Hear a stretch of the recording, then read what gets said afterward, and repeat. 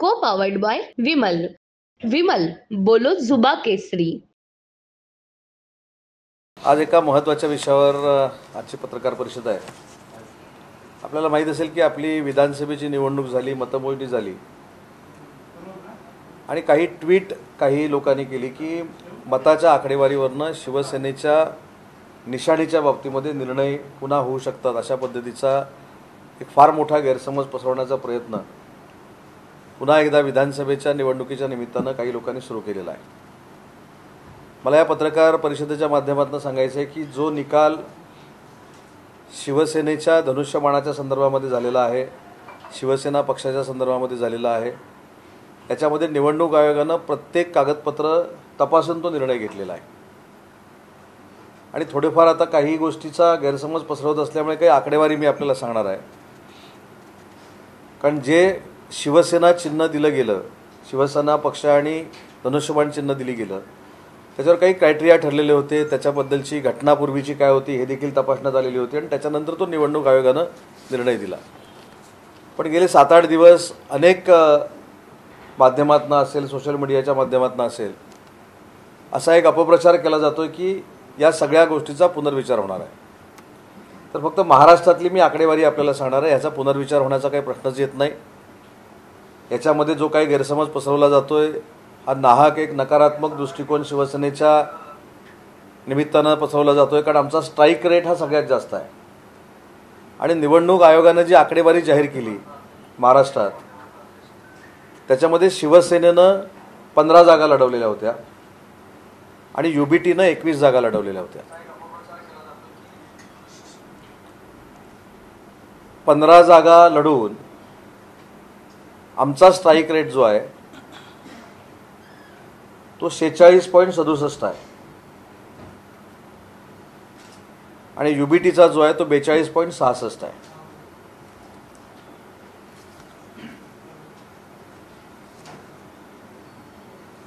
Average मताची जर संख्या काढली तर युबीटीपेक्षा 2.5 लाख मतं जास्त आम्ही महाराष्ट्रामध्ये घेतलेली आहेत. 13 ठिकाणी शिवसेना आणि युबीटी एकामेकासमोर लढली आणि त्यातल्या 7 जागा आम्ही जिंकलेलो आहोत. आणि ॲव्हरेज विनिंग मार्जिन जे आहे ते 1,06,000 शिवसेनेचं आहे आणि 86,944 हे युबीटीचं आहे. या आकडेवारीवरनं देखील आपल्या लक्षात येईल की शिवसेना म्हणून धनुष्यबाणावर जे आम्ही लढलेलो आहोत तिथं स्ट्राईक रेट असेल, मतांची संख्या असेल, विनिंग मार्जिन असेल आणि जेवढ्या जागा लढलो त्याच्यापेक्षा स्ट्राईक रेट असेल, हा युबीटीपेक्षा आमचा जास्त आहे. त्याच्यामुळे हा देखील गैरसमज पसरवण्याचा प्रयत्न कोणी करू नये. आणि जे काही ट्विट केली जातात किंवा जे काही गैरसमज पसरवले जातात ते दादांत खोटं आहे, त्याच्यामध्ये काही तथ्य नाही.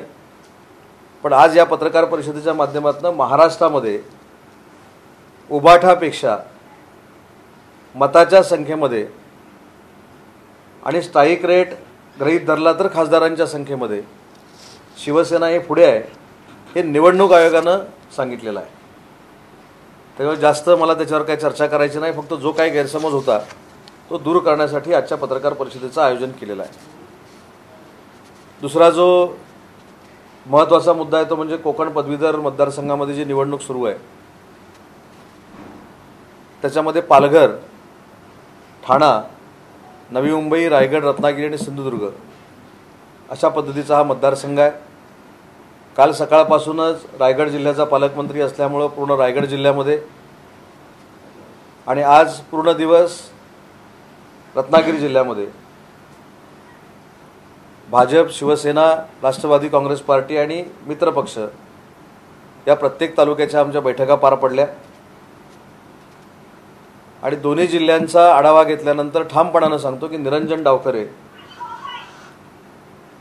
जे होणारं मतदान आहे त्याच्यातलं 75% जास्त मतदान घेऊन या पूर्ण कोकण बेल्टमध्ये आमदार होतील आणि पुन्हा एकदा सिद्ध होईल की हा फक्त आणि फक्त महायुतीचा बालेकिल्ला आहे. आज लांजा तालुका असेल, राजापूर तालुका असेल, रत्नागिरी असेल, संगमेश्वर असेल, काल चिपळूण गुहागर असेल आणि खेड, दापोली, मंडणगड या 9 तालुक्यांचा आढावा मी स्वतः पालकमंत्री या नात्यानं BJPच्या सगळ्याच पदाधिकाऱ्यांबरोबर घेतला. त्या भागातले केदार साठे असतील, जिल्हाध्यक्ष, इकडचे राजेश सावंत असतील, अतुल काळसेकर असतील, त्यांचे सगळे पदाधिकारी असतील, हे या बैठकांना उपस्थित होते आणि महायुती म्हणून फार जोरदार पद्धतीनं प्रचार करून ही जागा आम्ही जिंकणारच आहोत, परंतु मताधिक्य हे फार असलं पाहिजे या दृष्टिकोनातून आजपासून आम्ही कामाला लागलेलो आहोत.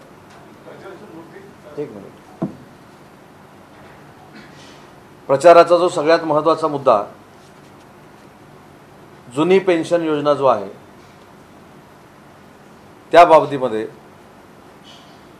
ऑलरेडी 2005च्या संदर्भात शिक्षकांच्या जुन्या पेन्शन योजनेच्या बाबतीमध्ये सकारात्मक निर्णय हा शासनाने घेतलेला आहे आणि भविष्यामध्ये देखील, आज आचारसंहिता असल्यामुळे जाहीरपणानं मला सांगता येत नाही, परंतु हा जर मार्ग काढायचा असेल किंवा हा जर प्रश्न सोडवायचा असेल तर हा प्रश्न फक्त आणि फक्त महायुतीच सोडवू शकते, हे मला या पत्रकार परिषदेतनं सांगायचं आहे. तो आता आम्ही कसा सोडवणार आहोत, काय करणार आहोत, त्याच्यावर आचारसंहिता असल्यामुळे बोलू शकत नाही, परंतु त्याच्यानंतर नक्की मार्ग काढले जातील.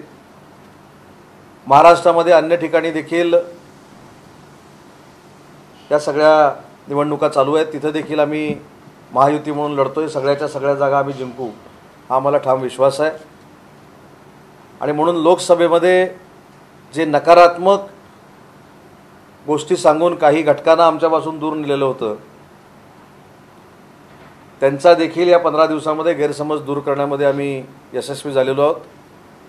आणि म्हणून जे काही गोष्टी सांगितल्या जातात, सोशल मीडियावर येतात, आता हा पराभूत होईल का, उद्या तो पराभूत होईल का, तर त्याच्यावर कोणालाच काही चिंता करण्याची आवश्यकता नाही. 5चे 5 आमदार या विधानसभेचे, या जिल्ह्यातले हे महायुतीचे निवडून येतील. या निवडणुकीनंतर दोन्ही खासदार, या जिल्ह्याला 2 खासदार आहेत, एक नारायणराव राणे आणि एक सुनीलजी तटकरे, दोघांकडे आम्ही मागणी केलेली आहे की केंद्र शासनाच्या ज्या योजना लोकांपर्यंत येणं प्रलंबित होत्या त्याच्यामध्ये जास्तीत जास्त लक्ष घालून वैयक्तिक लाभाच्या योजना ह्या रत्नागिरी, सिंधुदुर्ग आणि रायगड जिल्ह्याला मिळाव्यात, यासाठी दोघांनी युद्धपातळीवर काम करावं ही देखील आम्ही विनंती केली. आणि दोन्ही खासदारांकडनं अपेक्षा आहे, दोघांनीही कोकणाचं नेतृत्व केलेलं आहे. नारायणराव राणेंनी राज्याचे मुख्यमंत्री म्हणून काम केलेलं आहे, सुनीलजी तटकरेंनी राज्याचा अर्थमंत्री म्हणून काम केलेलं आहे. त्याच्यामुळे महाराष्ट्राची आणि विशेषतः कोकणाची भौगोलिक परिस्थिती दोघांनाही माहिती आहे. त्याच्यामुळे या दोघांच्या पुढाकारानं सिंधुदुर्ग, रत्नागिरी आणि रायगड जिल्ह्याचा विकासात्मक कायापालट होईल याबद्दल माझ्या मनामध्ये शंका नाही. अजून एक कोकणाबद्दलची सगळ्यात महत्त्वाची जी माहिती आहे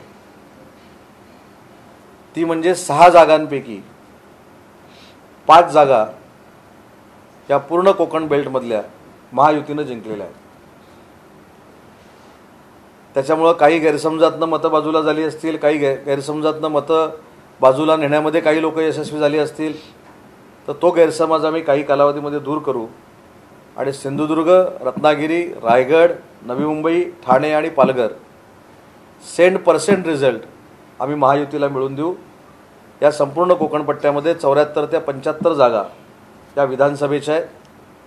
या विधानसभेच्या जागांमधला आमचा महायुतीचा स्ट्राईक रेट हा 85% पुढचा असेल. त्याच्यामुळे जे काही लोकसभेला घडलं, काही लोक त्याच्यावर फार मोठं चित्र आणि लेख लिहित आहेत, त्यांच्यावर मला जास्त काही बोलायचं नाही, जास्त टीका करायची नाही, पण त्यांना उत्तर 15 नोव्हेंबरला आपल्याला मिळेल. 15 नोव्हेंबरला आपण पत्रकार परिषद पुन्हा एकदा घेऊ आणि 15 नोव्हेंबरला आपल्याला कळलं असेल की महायुतीचंच सरकार हे महाराष्ट्रामध्ये आलेलं आहे. रत्नागिरीच्या 5च्या 5 जागा जिंकलेल्या आहेत, सिंधुदुर्गच्या 3च्या 3 जागा जिंकलेल्या आहेत, रायगडच्या सगळ्या जागा जिंकलेल्या आहेत आणि मुख्यमंत्री देखील महायुतीचे झालेले आहेत. हे 15 नोव्हेंबरला पुन्हा एकदा पत्रकार परिषद घेऊन आपण याची खात्री करू. ते आपण ठरवू, तुम्ही आणि मी. मग याच्यात विरोधक कोणीच जिंकणार नाही असं आपल्याला वाटतं? आपण माझं बहुतेक ऐकलं नाही, पुन्हा एकदा रिपीट करतो. मी असं म्हटलं की कोकण पट्ट्यातला आमचा स्ट्राईक रेट हा 85% असेल असं म्हटलं. असंच म्हटलं ना. निरंजन डावखरे गेले 12 वर्ष त्या मतदारसंघात काम करत आहेत. 12 वर्षामध्ये त्यांच्यापैकी असं काय केलं की आता पुन्हा लोकांनी त्यांना निवडून दिलं? पदवीधर मतदारसंघ हा मला असं वाटतं की विधानसभेसारखा मतदारसंघ नसतो. याची जी कामं केलेली असतात, ज्या घटकासाठी केलेली असतात, त्या घटकाला ती कामं माहिती असतात. उदाहरणार्थ MBBSच्या विद्यार्थ्यांचा जो 18,000वरनं 24,000 25,000 करण्याचा जो विषय होता, तो एकनाथ शिंदे साहेबांनी, देवेंद्रजींनी निरंजनजींच्याच सांगण्यावरनं या घटकाला न्याय मिळवून दिलेला आहे. पदवीधरांचे जे प्रश्न होते ते सोडवण्यामध्ये ते यशस्वी झालेले आहेत. शाळांचे प्रश्न सोडवण्यामध्ये ते यशस्वी झालेले आहेत. पूर्वीची जुनी पेन्शन योजनेच्या बाबतीमध्ये अनेक वेळा मी स्वतः बघितलेलं आहे की त्यांनी विधान परिषदेमध्ये आवाज उठवलेला आहे. आणि म्हणून मला असं वाटतं की निरंजन डावखरे यांनी 2 वेळा अतिशय चांगल्या पद्धतीनं न्याय हा पदवीधरांना दिलेला आहे आणि पदवीधर संघाचं ते अतिशय चांगल्या पद्धतीनं नेतृत्व करत आहेत. तेच या मतदारसंघातनं विजयी होतील याची खात्री आहे. सर, सध्या राज्यात एक महत्त्वाचा प्रश्न चर्चेला जातो. रत्नागिरी सिंधुदुर्ग जिल्ह्यात जे बॅनर वॉर सुरू झाले, रत्नागिरी म्हणजे सिंधुदुर्गात पहिला बॅनर लागला, नंतर रत्नागिरी, परत सिंधुदुर्गात. सर, कोकणाचा नेता कोण, याच्यावरून हा बॅनर वॉर चालू आहे असं वाटतं? मी सोडून कोकणाचे सगळे नेते आहेत. त्याच्यामुळे बॅनरच्या बाबतीमध्ये मला काही सांगायचं नाही, मला काही बोलायचं नाही.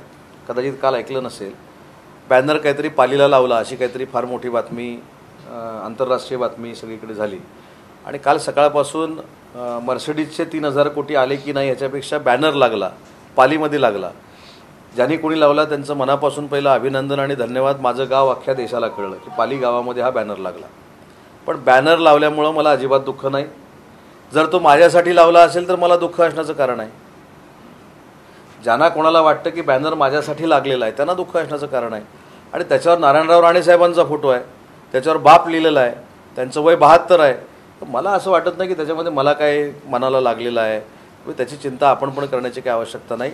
मी कालच सांगितलं की अजून 10 बॅनर जरी माझ्याकडे पाठवून दिले तरी माझ्या घरापर्यंत मी लावायला तयार आहे. त्यातला एखादा माझ्या घरावर देखील लावायला तयार आहे. बॅनर आणि ट्विटर हा विषय माझ्यासाठी संपलेला आहे. मला त्याच्यात जास्त बोलायचं नाही. आणि महायुतीच्या बाबतीतला जो सकारात्मक निर्णय आणि भूमिका आहे ही माझ्यासारख्या कार्यकर्त्याकडनं घेतली गेली पाहिजे. आणि म्हणून ज्यांनी बॅनर लावला त्यांना त्याच्यात समाधान वाटलं, त्यांचं अभिनंदन करूया. पण अशामुळे सर महायुतीतल्या कार्यकर्त्यांवर परिणाम होतो असं वाटतं? तुम्ही त्याची अजिबात चिंता करू नका. महायुतीचे कार्यकर्ते हे अतिशय परिपक्व राजकारणी आहेत. अनेक वर्ष त्यांनी निवडणुका लढवलेल्या आहेत. कुणी लिहिल्यामुळं आणि कुणी प्रश्न विचारल्यामुळं त्यांच्यामध्ये काही फरक पडणार नाही, एवढे ते मॅच्युअर्ड आहेत. त्याच्यामुळे आमच्या सगळ्यांसाठी बॅनर आणि ट्विटर हा विषय संपलेला आहे.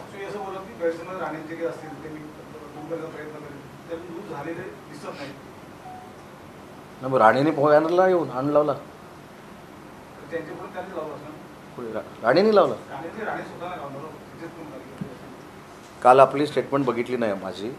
मी काल असं सांगितलं की सिंधुदुर्गामध्ये जो बॅनर लावला गेला होता तो अतिउत्साही कार्यकर्त्यांनी लावला होता. दुसऱ्या मिनिटाला नितेश राणेंशी आणि माझी चर्चा झाल्यानंतर तुम्ही बॅनर काढून टाकला.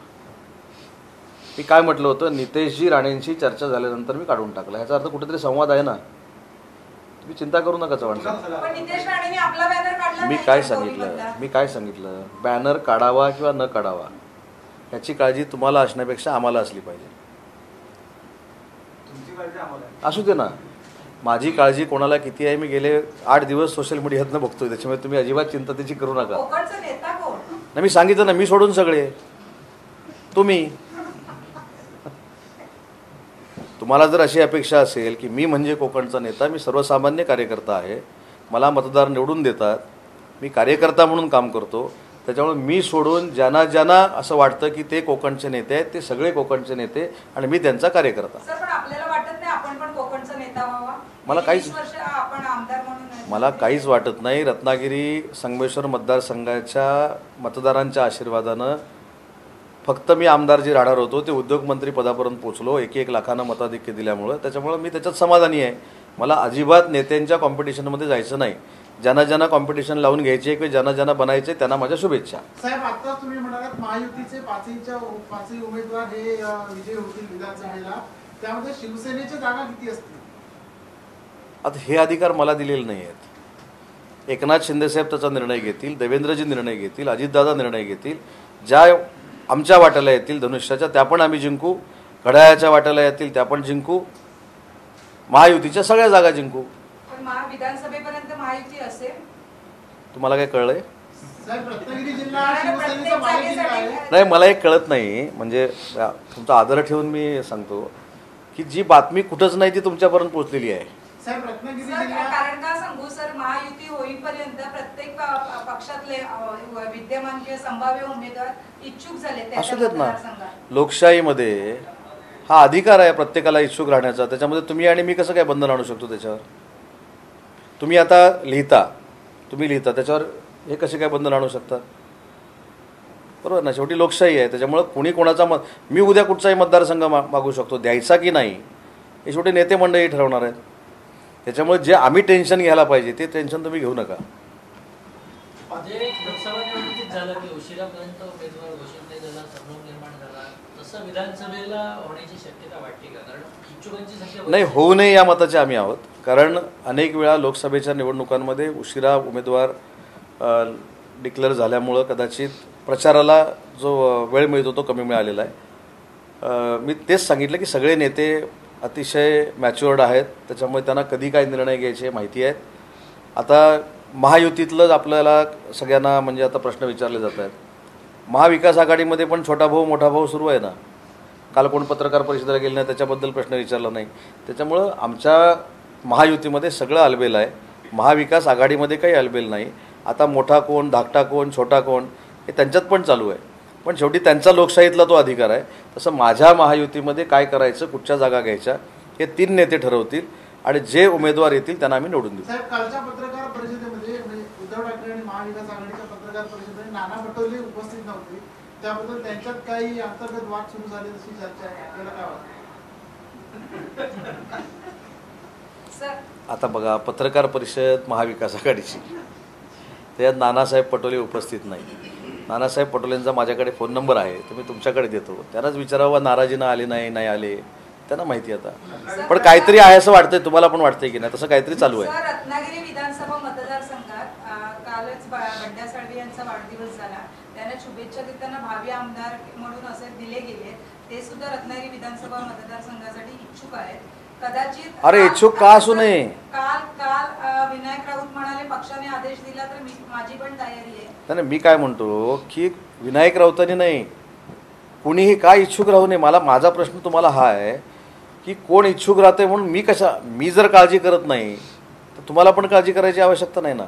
माझं म्हणणं असं आहे की लोकशाहीमध्ये बंड्यासाहेब साळवी असतील, विनायक राऊत साहेब असतील, अजून अन्य कोणी असतील, त्यांचे अजून राज्यपातळीवरचे नेते असतील, ज्यांना कोणाला निवडणूक माझ्या विरोधात लढायची आहे, ती लोकशाहीतला एक भाग आहे. कोणाला निवडून द्यायचे जनता ठरवणार आहे.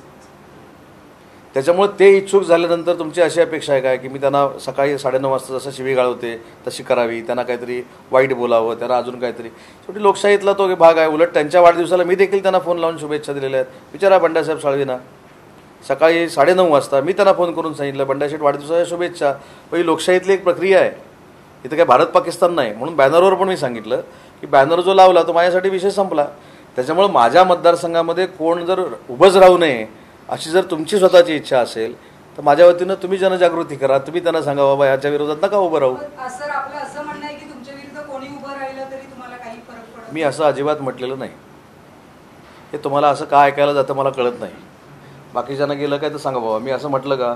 मी सांगितलं की लोकशाहीमध्ये कोणीही उमेदवार कुठेही निवडून येऊ शकतो, कुठेही उभा राहू शकतो, कुठेही पराभूत होऊ शकतो. मी असं सांगितलं की माझ्या निवडणुकीला कुणी उभं राहावं आणि कुणी नाही उभं राहावं हा लोकशाहीतला एक भाग आहे. मी असं कुठेही म्हटलेलं नाही. हे कसं एकदम बदलून जातं वाक्य तुमच्यापर्यंत मला माहीत नाही. कदाचित त्या मोबाईलचा दोष असावा. मी असं म्हटलं की मी निवडणूक लढत असताना माझ्यासमोर कोणी जरी निवडणुकीला उभं राहिलं तर तो एक लोकशाहीतला भाग आहे असं मी स्पष्ट म्हटलं. सर, एमआयडीसीतले रस्ते सध्या चांगले झालेले आहेत, मात्र जी पाईपलाईन फोडली जाते त्यामुळे जो पोकलँड आहे तो पूर्ण रस्त्यावरून दिला जातोय आणि त्याच्यामुळे रस्ते पूर्णपणे डॅमेज होत आहेत. मी आत्ताच इकडे येताना तिथून आलेलो आहे. मी माझ्या अधिकाऱ्यांना सूचना केलेल्या आहेत.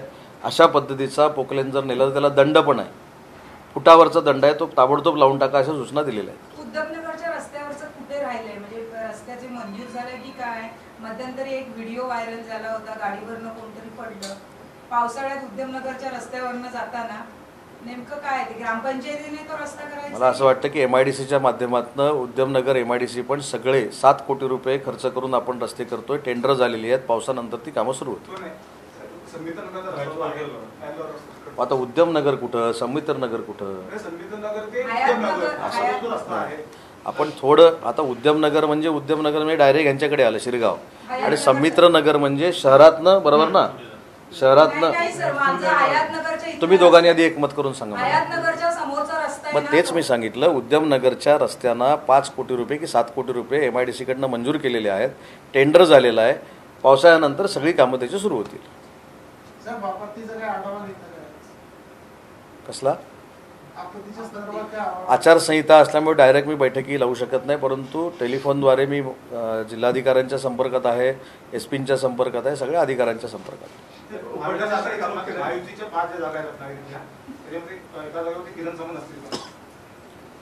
असले तर काय दुःख नाही ना. मग ठीक आहे, ते नेते ठरवतील ना. रत्नागिरीत तुम्ही उभे राहताय काय? सर, एका घरात 2 पदं देणार पक्ष उत्तर पश्चिमची जागा जी आहे ती माझं म्हणणं आहे पत्रकार परिषद, म्हणजे मी सगळ्यांचा ऑनर करून सांगतो की पत्रकार परिषद ही पत्रकार परिषदेसारखी असावी. पत्रकार परिषदेमध्ये तुमच्या घरातले किती उभे राहणार, मग तुम्ही कुठं उभे राहणार, मी कुठं उभं राहणार, का ते आपण ट्रॅक सोडतो. माझी विनंती आहे, तुम्ही माझ्यापेक्षा सगळे सिनियर आहात, पण आता हे म्हणतात की कुठचा मतदारसंघ, शेवटी हे पक्षानं ठरवलेले काही क्रायटेरियाज आहेत, त्याच्यामध्ये ज्यांना ज्यांना तिकीटं मिळतील त्यांना निवडून आणू, एवढं नक्की. उत्तर पश्चिमची जागा जी आहे ती शिंदे गटाने धापली असं उभटाने आरोप केला, काय उत्तर असेल? धापली. ज्या निवडून आल्या त्याच्यामध्ये EVM चांगलं होतं, ज्या निवडून नाही आल्या तिथं EVM बिघडलं, तिथं कुठेतरी फोटो काढला, हे काढला. निकाल लागायच्या अगोदर EVMद्वारे काही करून नरेंद्र मोदी साहेब 350 क्रॉस करतील ही ह्याने टीका केलेली होती. थोडं आम्ही कमी पडल्यामुळं EVM चांगलं झालं. आता 48 मतांना वायकर साहेब निवडून आल्यामुळं तिथलं EVM बिघडलं. त्याच्यामध्ये काही तथ्य नाही. त्या पूर्ण निवडणुकीमध्ये मी स्वतः होतो. मी तुम्हाला आकडेवारीनिशी सांगेन की विद्याताई ठाकूरांच्या मतदारसंघामध्ये किती मताधिक्य आहे, भारती लवेकर मॅडमच्या मतदारसंघामध्ये किती मायनस आहे, त्याच्यानंतर जोगेश्वरीमध्ये किती आम्ही मायनस आहोत, मुरजी पटेल म्हणून आहे तिथं आम्ही किती प्लस आहोत, अमित साटमच्या मतदारसंघामध्ये किती प्लस आहोत. एवढं स्टॅटिस्टिक माझ्या एवढं तिथल्या मतदारसंघाचं कोणाकडे असू शकत नाही, कारण मी 5 दिवस तिथे ठाण मांडून होतो. त्याच्यामुळे पराभव झाला की त्याचं खापर फोडायचं ही नवीन एक पद्धत राजकारणामध्ये दृढ झालेली आहे. ते तसं आहे. भाजपने आगामी विधानसभा निवडणुकीच्या अनुषंगानं काही मोठे फेरबदल करण्याच्या अनुषंगानं काही हालचाली सुरू केलेल्या आहेत. आपण मित्रपक्ष आहात की सगळ्या घटनेचं खास करून 4 राज्यांच्या प्रभारी पदाची नेमणूक त्यांनी केलेली आहे. हा भाजपचा अंतर्गत प्रश्न आहे, परंतु एक नक्की आहे की आमच्या पक्षानं असेल, भाजपनं असेल किंवा राष्ट्रवादी काँग्रेस पार्टीनं असेल, या 8-10 दिवसात सगळ्या पदाधिकाऱ्यांची चर्चा करून, आमदारांची चर्चा करून नक्की आम्ही कुठं कमी पडलो त्याचं आत्मचिंतन हे नक्की केलेलं आहे, आत्मपरीक्षण नक्की केलेलं आहे. आणि म्हणून मी ठामपणानं सांगितलं, मी असं काय हवेत दगड मारत नाही. आणि आम्ही काय 23 जागा लढून 9 जिंकलेलो नाही, आम्ही 15 जागा लढून 7 जिंकलेलो आहोत. त्याच्यामुळे एक गोष्ट ठाम आहे की कुठच्याही परिस्थितीमध्ये विधानसभेच्या निवडणुकीला हे जे काय वातावरण तयार होतं ते ऑलरेडी बदलायला सुरुवात झालेली आहे आणि थम्पिंग मेजॉरिटीनं महायुतीचं सरकार पुन्हा एकदा महाराष्ट्रामध्ये प्रस्थापित होतं. सर, एकीकडे सरकारचं शिष्टमंडळ जरांगे पाटीलांना आश्वासन देतं, तर दुसरीकडे संसद मंत्री छगन भुजबळ म्हणतात की ओबीसीतून मराठ्यांना आरक्षण मिळणार नाही. म्हणजे काल मी जेव्हा मनोज जरांगे पाटलांना भेटलो तर मला असं वाटतं की लाईव्ह भेट होती, म्हणजे असं काही लपून छपून पण नव्हती. त्यांनी स्वतः त्याच्यामध्ये एक वाक्य बोललेलं आहे की कुठचंही ओबीसी समाजाचं कमी करून आम्हाला नको आहे. आमच्या ज्या निजामकालीन नोंदी आहेत, जे हैदराबादचं गॅजेट आहे, ते जर आम्हाला मिळालं तर अजून 75 ते 1 लाख नोंदी मराठवाड्यामध्ये वाढू शकतात आणि न्याय मिळू शकतो. ही त्यांची भूमिका आहे. तर भुजबळ साहेब काय बोलले मला माहीत नाही. आणि मला असं वाटतं की जे आम्ही भेटलो, मी असेल, शंभूराज देसाई असतील, तानाजीराव सावंत असतील, आम्ही कुठेही ओबीसींचं कमी करून मराठा समाजाला आरक्षण देणार आहोत असं कुठेही शासनामार्फत त्यांना सांगितलेलं नाही, कुठं देखील बोललेलो नाही. आणि स्वतः मनोज जरांगे पाटलांनी असं सांगितलं की ओबीसी समाजाचं काही कमी करून तुम्ही आम्हाला देऊ नका, आमचं जे हक्काचं आहे ते आम्हाला द्या. त्याच्यामुळे हा प्रश्न मुख्यमंत्र्यांनी सांगितले की ओबीसींचं काही कमी होणार नाही, उपमुख्यमंत्र्यांनी सांगितलेलं आहे. माझ्या दृष्टीनं हा प्रश्न संपलेला आहे. मराठा आरक्षण जे आहे 10% दिलेलं ते टिकलं पाहिजे, ही आमची प्रायोरिटी आहे. आणि निजामकालीन नोंदीला न्याय मिळाला पाहिजे, त्यांचा देखील कुणबी प्रमाणपत्र मिळालं पाहिजे, यासाठी शिंदे समिती काम करते. तर नारायण राणे यांचा विजय हा घरोघरी पैसे वाटल्यामुळे झाला असा आरोप संजय राऊतांनी केलेला आहे. मी तेच सांगितलं ना. मग आता मी हे कुठं म्हणायचं? मुंबईतल्या पण सीट ज्या उभाटाच्या आल्या तिथं पण हेच झालं का? महाविकास आघाडीची कोल्हापूरमध्ये सीट आली, आम्ही असं म्हणायचं का तिथल्या नेत्यांनी पैसे वाटले? बरोबर आहे. त्यामुळे मला असं वाटतं की ही कारणं आहेत. आम्ही काय सांगितलं की आम्ही आमचं आत्मचिंतन करू, आत्मपरीक्षण करू, आम्ही कमी पडलोय असं कधीतरी सांगितलं पाहिजे. लोकशाही कधीतरी स्वीकारली पाहिजे. त्याच्यामुळे मला असं वाटतं की एखादी गोष्ट हातातनं गेली ती दुसऱ्यामुळं गेली आणि चांगली झाली ती फक्त आमच्यामुळं झाली. ही प्रथा आता दृढ होत चाललेली आहे राजकारणामध्ये. पावसाळी अधिवेशनाच्या आधी मंत्रिमंडळाचा विस्तार होण्याची काही शक्यता? पावसाळी अधिवेशनाच्या अगोदर मंत्रिमंडळाचा विस्तार करायचा की नाही हे अधिकार मुख्यमंत्री महोदयांना असतात. मुख्यमंत्री महोदयांनी जर निर्णय घेतला पावसाळ्याच्या अगोदर करायचा तर मंत्रिमंडळाचा विस्तार होईल. मुख्यमंत्र्यांनी निर्णय नाही घेतला तर मंत्रिमंडळाचा विस्तार होणार नाही. पण त्यासाठी आज उपमुख्यमंत्री फडणवीस दिल्लीला गेलेत मंत्रिमंडळाच्या विस्ताराच्या बाबत चर्चा करण्यासाठी. मी काय सांगितलं? मी कायदेशीर बाब आपल्याला सांगितली की जोपर्यंत मुख्यमंत्री महोदय यादी राज्यपालांकडे देत नाहीत तोपर्यंत मंत्रिमंडळाचा विस्तार होत नाही किंवा मंत्रिमंडळ स्थापन होत नाही. हे तर गेली कित्येक वर्षाची परंपरा आहे. पण मी काय सांगितलं? मी काही चुकीचं सांगितलं नाही. देवेंद्रजी जर गेले असतील ते येऊन मुख्यमंत्री महोदयांची चर्चा करतील. पण विस्तार कधी होईल? ज्यावेळी मुख्यमंत्री ठरवून सांगतील राज्यपालांना आता आम्हाला विस्तार करायचा आहे त्यावेळी विस्तार होईल. त्यांनी नाही ठरवलं तर नाही होणार, ठरवलं तर होणार. सर, पण राज्यातल्या सरकारमध्ये शिवसेनेचे एक महत्त्वाचे मंत्री म्हणून आपण आहात, कोकणचे प्रतिनिधित्व करताय. अशा वेळी आपल्याला पण कल्पना असेल की मंत्रिमंडळाचा विस्तार कधी आणि केव्हा होणार? नाही, मी मगाशीच सांगितलं मी काय मोठा नेता नाही. अनेक कोकणामध्ये मोठे नेते आहेत. मी सर्वसामान्य कार्यकर्ता आहे आणि निर्णय घेताना मी कोणाला मंत्री करणार आहेत कोणाला मंत्री करणार नाहीत हे मी शिंदेसाहेबांना विचारत नाहीत. शेवटी ते मुख्य नेते आहेत. ते निर्णय ज्यावेळी घेतील त्यावेळी आमच्यातले काही सहकारी मंत्री होतील. कोकणातून शिवसेना संपवली, हद्दपार केली, राणे म्हणतात, नेमकं शिवसेना कोणती झाली? हां, शिवसेना कोकणातून हद्दपार केली, राणेसाहेब उद्या येत आहेत. त्यांची प्रेस असेल उद्या त्यांनाच विचारा. शिवसेनेशी संबंध असल्यामुळे नाही, आता कसं आहे मी काय म्हटलं, आता हा जो प्रश्न आहे ते कोणाच्या विरोधात निवडून आले हे त्यांना चांगलं माहिती आहे. उद्या बहुतेक राणेसाहेबांचा रत्नागिरीमध्ये दौरा आहे, त्यांची पत्रकार परिषद होईलच. माझ्यापेक्षा मी उगाच कशाला कॉन्ट्रोवर्सी निर्माण करायची ना. नलावडे सर तुम्ही सिनियर आहात, त्यांनाच राणेसाहेबांनाच विचारावं तुम्ही नक्की कुठची शिवसेना संपवली. त्यांच्याकडनं आलेलं उत्तर चांगलं राहील ना माझ्याकडनं देण्यापेक्षा. ते जे बोललेले आहेत त्यांना मी क्रॉस करणं योग्य नाही, त्यांच्याकडनंच उत्तर घ्या. ठीक आहे. को पावर्ड बाय विमल. विमल बोलो जुबा केसरी.